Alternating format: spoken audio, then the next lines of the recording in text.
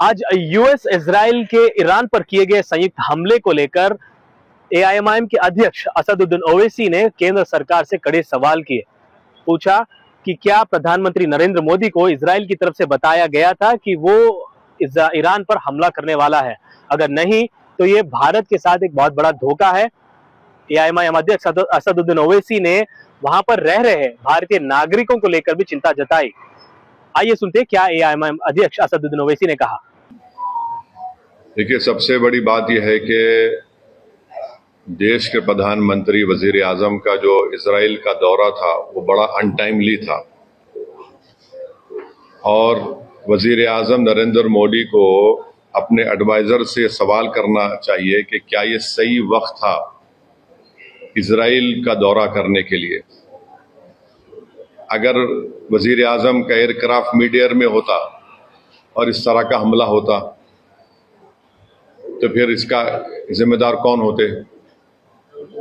और वजीर आजम को, प्रधानमंत्री को देश को बताना है कि क्या नेतन्याहू ने उनको ये बताया था कि इजराइल ईरान पर हमला करने वाला है, और अगर बताया था तो फिर वजीर आजम को चाहिए था कि वो फौरन, प्रधानमंत्री को चाहिए था कि फौरन अपना इजराइल का दौरा ख़त्म करके देश को वापस आते। मैं इसलिए कह रहा हूं कि अटल बिहारी वाजपेयी 1979 में चाइना गए थे और जब वियतनाम पर हमला हुआ अटल बिहारी वाजपेयी वापस आ गए देश को। और अगर इजराइल ने नहीं बताया कि वो यूएस के साथ मिलकर ईरान पर हमला कर रहा है तो फिर ये तो इजराइल ने हमको धोखा दिया। देश के 133 करोड़ जनता को इजराइल ने, भारत की, धोखा दिया है, बिट्रे किया है। उन्होंने प्रधानमंत्री के विजिट को इस्तेमाल किया है ईरान पर अपने वल्गर अटैक के लिए, और उन्होंने प्रधानमंत्री के विजिट को इस्तेमाल किया है ईरान पर हमला करने के लिए, और जो जेनोसाइड उन्होंने फ़लस्तीनियों का किया है गाजा में उसको कवर अप करने के लिए। और तीसरा, उसमें मैसेज ये जाएगा कि भारत ईरान के साथ नहीं खड़ा है, भारत इजराइल के साथ खड़ा है। और भारत को क्या हासिल हुआ है इस हमले से? बताइए, कुछ फायदा हुआ भारत को इस हमले से? छठी बात यह है कि 10 मिलियन भारत के नागरिक गल्फ कंट्रीज में रहते हैं। 10 मिलियन। उस देश के आम नागरिक पर क्या मैसेज जाएगा कि प्रधानमंत्री मोदी के विजिट के खत्म होने के फौरन बाद इजराइल ने ईरान पर हमला किया। अब आप देखिए, बहरीन में हमला हो गया, कतर में हमला हो गया, सऊदी अरेबिया पे हमला हो सकता है। तो ये वहां की जनता को हम क्या पैगाम दे रहे हैं? हम तो हमेशा न्यूट्रल थे। देश के प्रधानमंत्री को और बीजेपी को समझना चाहिए कि हमारी 80 साल की जो लेगेसी थी कि हम न्यूट्रल थे इस मामले में, आज उसका क्या हो गया बताइए। और फिर बहुत गलत मैसेज गया है तमाम की गल्फ कंट्रीज को, चाहे बहरीन हो, कतर हो, इराक हो।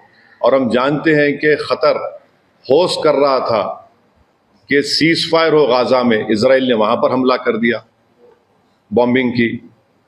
इसमें भारत का बेनिफिट क्या है बताइए? और प्रधानमंत्री के साथ जो आपकी बरादरी मीडिया के लोग गए थे कवर करने के लिए, वो भी फंसे हुए इजराइल में। अब उनका क्या होगा? तो ये जो, और लार्जर पॉइंट ये है कि यूएस पे अब कौन भरोसा करेगा? आप बातचीत भी कर रहे और हमला भी कर दे रहे आप। तो ये सवालात हैं जिससे देश के प्रधानमंत्री को, बरसर इख्तियार जमात को, बीजेपी को इसका जवाब देना पड़ेगा। और बड़ी अफसोस की बात है कि प्रधानमंत्री इजराइल को चले गए, फिर उनको वहां पर उनकी नेसेट में, पार्लियामेंट में एक अवार्ड भी दे दिया गया, और प्रधानमंत्री के वजीर आजम की मौजूदगी में आके अपोजिशन ने वॉकआउट भी कर दिया। इजराइल ने नरेंद्र मोदी के इस विजिट को इस्तेमाल किया हमला करने के लिए और दुनिया को बताने के लिए कि भारत उनके साथ खड़ा हुआ है।